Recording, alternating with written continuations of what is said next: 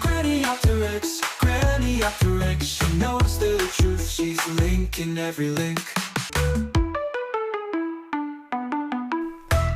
Hello and welcome to the US. No, I'm not talking about North America, and I'm not mispronouncing the UK.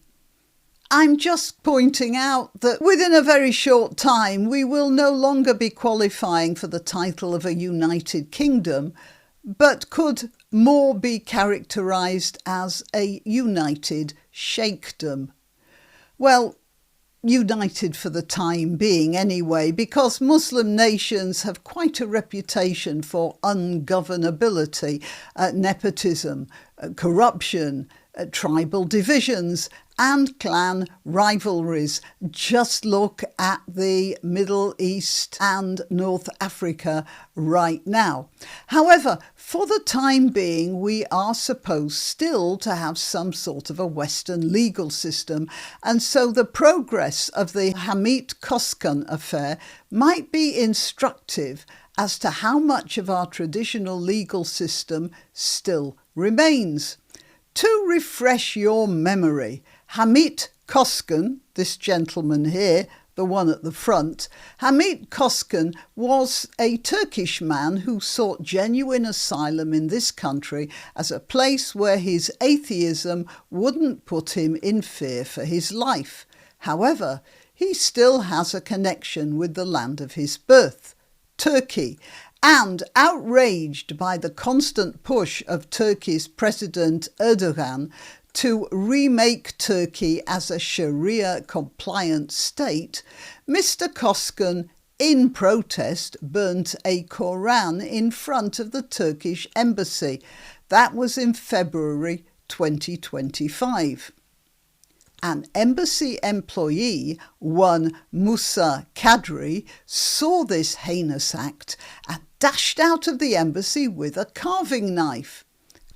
One may ask how carving knives were hanging about the offices of an embassy, since I don't think Mr. Kadri was a cook. But, well, to digress a little, you may remember that a Saudi journalist called Jamal Khashoggi disappeared into the Saudi embassy in Istanbul and never came out, or at least not in one piece. It has been said that he was killed and dismembered, although not necessarily in that order. So it seems that embassies that have some connection with Turkey must be as well supplied with sharp knives as they would be with pencils, pens and other stationery requirements. But I digress. Let's get back to the Turkish embassy in London. Mr. Kadri came out of the embassy brandishing a knife and had at Mr. Koskan mid-bonfire. And Mr. Koskan, the one who burnt some paper, was arrested, charged and found guilty of a religiously aggravated public order offence contrary to the Crime and Disorder Act 1998. Yeah, got that right. And Section 5 of the Public Order Act 1986. A crime, or you might say a set of crimes, that carry a prison term of up to 2 years. Mr. Kadri, on the other hand, not the paper burner, but the one slashing out with a knife while shrieking, "I'm going to kill you," although not necessarily with that accent, but which sounds very much to me like attempted murder, but what do I know, I'm just a housewife. Mr. Kadri was given a 20-week suspended sentence. So let's just recap on this. Mr. Koskan, the paper burner, got convicted of a crime that carries a 2-year sentence, while Mr. Kadri, the attempted murderer, was given a 20-week suspended sentence. Mr. Koskan, the paper burner, remember, appealed, and his conviction was overturned by a sensible Mr. Justice Benathan, who said that while burning a book of such religious importance might be something many Muslims find desperately upsetting and offensive, the right to freedom of expression must include the right to express views that offend, shock or disturb, which meant that Mr. Koskan walked free as an exonerated man. And that was the end of it. But not so fast.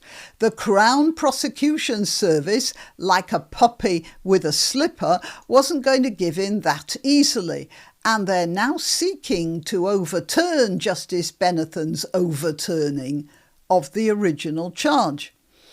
The justification for the CPS's persistence is that, although there's no law to prosecute people for blasphemy, our case remains that Hamit Koskan's words, choice of location and burning of the Koran amounted to disorderly behaviour, and they've referred the whole business to the High Court. Now, if the CPS appeal succeeds, it will create a precedent whereby the Public Order Act, which is technically not a blasphemy law, could be subsequently used by those with the energy and the commitment to effect the same sort of response as if we actually had a full-fat blasphemy act. It might not entirely surprise you to note that the CPS, the Crown Prosecution Service, appears to have a strong Muslim presence among its employees. This is a page on the CPS website. This strong presence finds expression in such ways as an annual celebration of Muslim culture, which is their annual South Asian Heritage Month. I don't notice that there's any British Cultural Month, but a cultural month devoted to the many South Asians working in the CPS. Let's have a look at this page. Here we have a nice South Asian woman, another one looking quite seductive actually, and another one. This is a month celebrating these people. And it looks to me like they want to celebrate their South Asian, for that read, Muslim culture by organising the presentation of Mr. Koskan's head on a plate. But Donald Trump to the rescue. Apparently, if the CPS succeeds in overturning Justice Benathan's overturning of the original conviction, the USA will offer asylum to Mr. Koskan as a political refugee, which of course would be a win for Mr. Koskan and a complete and utter embarrassment for our united Sheikhdom. Maybe not a complete and utter embarrassment. It doesn't appear that Islam has any sense of embarrassment at all in any circumstances. OK, well, good luck to Mr. Koskan is what I say. Till next time, you can help my channel by subscribing and clicking the notification bell. That's quite important. And by sharing if you're so inclined.